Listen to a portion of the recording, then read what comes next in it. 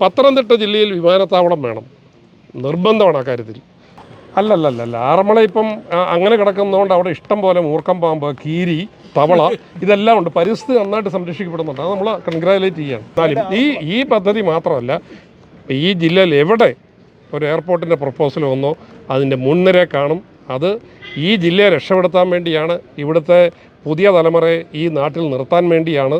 ഇപ്പം BBC-യുടെ റിപ്പോർട്ട് വന്നു, നിങ്ങൾ കണ്ടു, 66,800 വീട് പൂട്ടി താക്കോലിട്ട് ആളുകൾ താമസിക്കാൻ ആളില്ലാതെ പോവുക.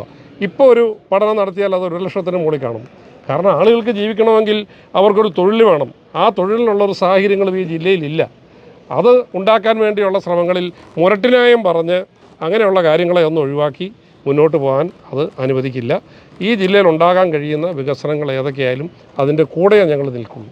ഞാൻ പറഞ്ഞല്ലോ, എൻ്റെ പാർലമെൻറ്റ് മണ്ഡലത്തിൽ എവിടെ അത് എരുമേലിയുടെ പ്രപ്പോസൽ ഉണ്ടായിരുന്നു, കഴിഞ്ഞ ഗവൺമെൻറ് വന്ന പ്രപ്പോസലാണ്. അതിനുവേണ്ടി മുഴുവൻ സമയവും കേന്ദ്ര ഗവൺമെൻറ്റിൽ മന്ത്രിയെ കാണുകയും അതിൻ്റെ പുറകെ നിൽക്കുകയും അതിനുവേണ്ടി ചെയ്തത് ഞാൻ തന്നെയാണ്. കൊടുവണ്ണിലെ പ്രപ്പോസലുണ്ട്, കുമ്പഴ പ്രപ്പോസലുണ്ട്, പത്തനംതിട്ട പ്രപ്പോസലുണ്ട്. പത്തനംതിട്ട ജില്ലയിൽ വിമാനത്താവളം വേണം, നിർബന്ധമാണ് ആ കാര്യത്തിൽ. കാരണം അങ്ങനെ ഒരു കണക്ടിവിറ്റി ഉണ്ടാകാതെ ഈ ജില്ലയ്ക്ക് ഇനിയൊരു മോചനമില്ല.